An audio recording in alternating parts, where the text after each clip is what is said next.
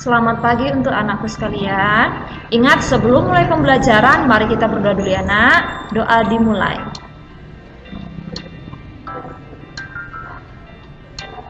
Doa selesai. Di pembelajaran kali ini kita sudah masuk ke tema 1, indahnya kebersamaan, dengan subtema 2, kebersamaan dalam keberagaman. Pelajaran tematik kali ini adalah muatan bahasa Indonesia. Nah, kali ini kita sudah masuk ke gagasan pokok dan gagasan pendukung dalam bentuk diagram. Sebelumnya, masih ingat nggak kamu apa itu nak? Gagasan pokok. Apa nak? Iya, ide utama dalam suatu bacaan. Sementara gagasan pendukung adalah apa nak? Iya, penjelas atau tambahan untuk gagasan pokok. Nah, kali ini berikut cara menentukan gagasan pokok dan gagasan pendukung dalam bentuk diagram. Yang pertama, bacalah paragraf dengan saksama. Ya, nak? Yang kedua, cermatilah kalimat pertama hingga kalimat terakhir. Ini penting. Kemudian, tentukanlah gagasan pokok dan gagasan pendukung paragraf. Nah, gagasan pokok adalah bagian inti, dapat ditulis di bagian atas maupun di tengah. Nanti Mem kasih tunjuk bentuknya ya. Yang terakhir, gagasan pendukung adalah cabang-cabang dari gagasan pokok, dapat ditulis di bagian samping ataupun bawah. Ya, nak? Nah, cermati paragraf berikut ya. Ini dia ada paragrafnya. Kita baca sama-sama. Indonesia memiliki berbagai bahasa daerah, misalnya bahasa Batak, bahasa Jawa, bahasa Sunda. Keberagaman bahasa di Indonesia tidak membuat bangsa Indonesia terpecah-pecah. Bangsa Indonesia tetap menjaga persatuan dan kesatuan.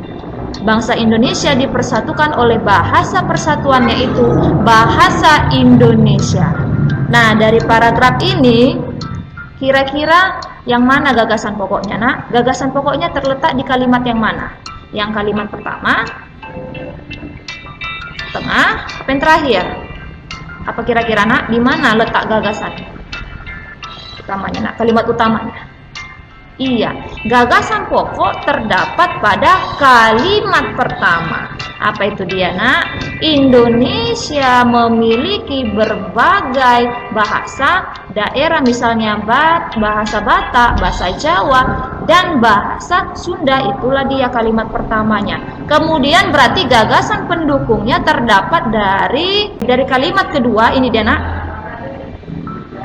Keragaman bahasa Indonesia tidak membuat bangsa Indonesia terpecah-pecah. Kalimat ketiga juga, bangsa Indonesia tetap menjaga persatuan dan kesatuan. Dan yang kalimat keempat, bangsa Indonesia dipersatukan oleh bahasa persatuan, yaitu bahasa Indonesia.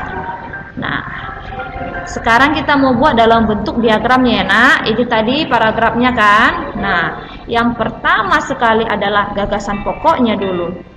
Ingat tadi katanya bisa dibuat di tengah. Gagasan pokoknya, Indonesia memiliki bahasa daerah. Kemudian setelah itu kita masuk ke gagasan pendukungnya. Gagasan pendukung yang pertama, keragaman bahasa tidak memecah belah bangsa. Gagasan pendukung yang kedua, bangsa Indonesia tetap menjaga persatuan dan kesatuan. Dan gagasan pendukung yang terakhir adalah bahasa Indonesia mempersatukan bangsa Indonesia. Ini kalau kamu buat dalam gagasan pokoknya, letaknya di tengah. Nah, kita bisa juga buat seperti yang dibilang tadi, gagasan pokoknya terletak di atas. Kita buat ya, nak, ini dia.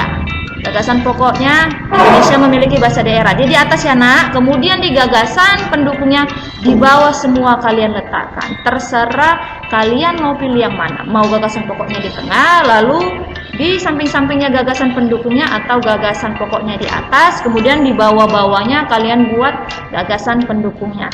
Tidak masalah ya, nak ya. Yang penting kalian jangan salah menentukan yang mana gagasan pokok dan yang mana gagasan pendukungnya. Ya, paham? Kita masuk tugas ya, nak.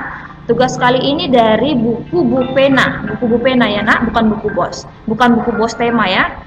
Buku Bu Pena halaman 26. Lalu tentukan, ini dia halaman 26 ya, nak. Nah, ini dia yang ayo berlatih. Sini dia. Ya. Ayo berlatih. Sini dia ini. Nah, lalu tentukan gagasan pokok dan gagasan pendukung dalam bentuk diagram. Oke, Nak? Selamat mengerjakan. Nah, pembelajaran kita selesai sampai di sini. Ingat ya, Nak, tetap semangat dalam belajar. Salam dari Mem.